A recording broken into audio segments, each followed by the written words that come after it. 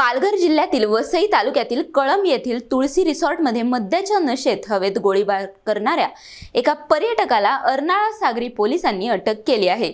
या घटनेमुळे परिसरात काही काळ खळबळ उडाली। मंगळवारी रात्री भिवंडीहून आलेल्या पर्यटकांची तुळशी रिसॉर्टमध्ये पार्टी सुरू असताना संदेश गुरव याने बेकायदेशीर गावठी पिस्तुलातून हवेत गोळीबार केला। गस्तीवर असलेल्या अर्नाळा सागरी पोलिसांना गोळीबाराचा आवाज ऐकताच त्यांनी तात्काळ घटनास्थळी धाव घेतली। सुरुवातीला गोळीबार झाल्याचे नाकारण्यात आले, मात्र पाहणी दरम्यान रिकामे काडतूस आढळून आल्यानंतर पोलिसांनी सखोल चौकशी केली।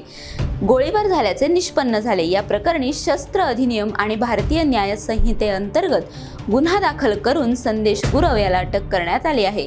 वापरण्यात आलेले बेकायदेशीर पिस्तूल आरोपीकडे कसे आले याचा तपास अर्नाळा सागरी पोलीस करत आहेत।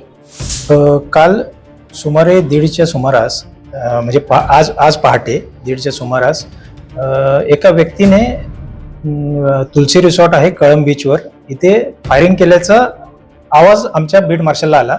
बीट मार्शल तिथे गेली, त्यांनी व्हेरीफाय केलं तर पहिल्यांदा ते अशी कुठली घटना घडली नाही असं सांगितलं त्यांनी। त्यानंतर मग आमचे नाईट ऑफिसर तिथे गेले, त्यांनी पाहणी केली असता त्यांना एक काडतूस खाली केस भेटली।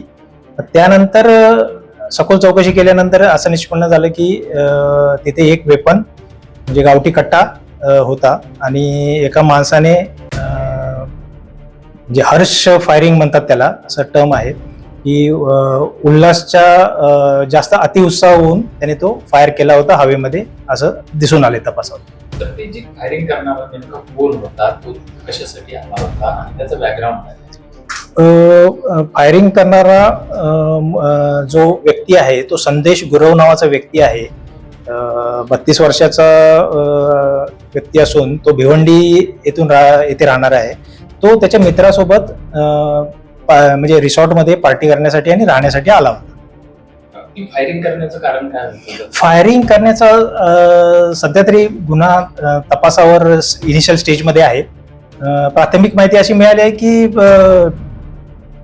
म्हणजे उत्साहाच्या भरात त्याने ते हवेमध्ये फायरिंग केलेली आहे। तसं आता तपास करीत आहोत त्याबाबत। तपासामध्ये जे निष्पन्न होईल त्याप्रमाणे आम्ही बॅकग्राऊंड काय सर?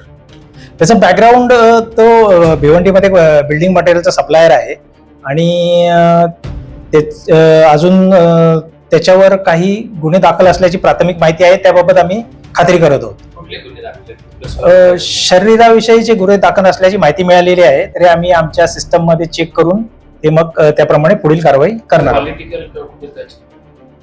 पॉलिटिकल टच मध्ये त्यांच्या घरात त्यांची मिसेस काही सरपंच असल्याचं आम्हाला प्राथमिक माहिती आहे, त्याबाबत खात्री करणार आहोत। सर, काय गुन्हा दाखल झालेला आहे आणि आरोपीला आपण सध्या भारतीय न्याय संहिता 125 आणि आर्म्स ऍक्ट 325 प्रमाणे गुन्हा दाखल केलेला आहे।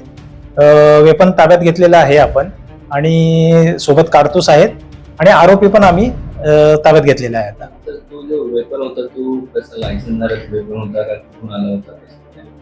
सदरची वेपन हे लायसन्सधारक नाहीये आणि तो कुठून आणला, कोणाकडून आणला याबाबत तपास आम्ही करत आहोत आता सध्या।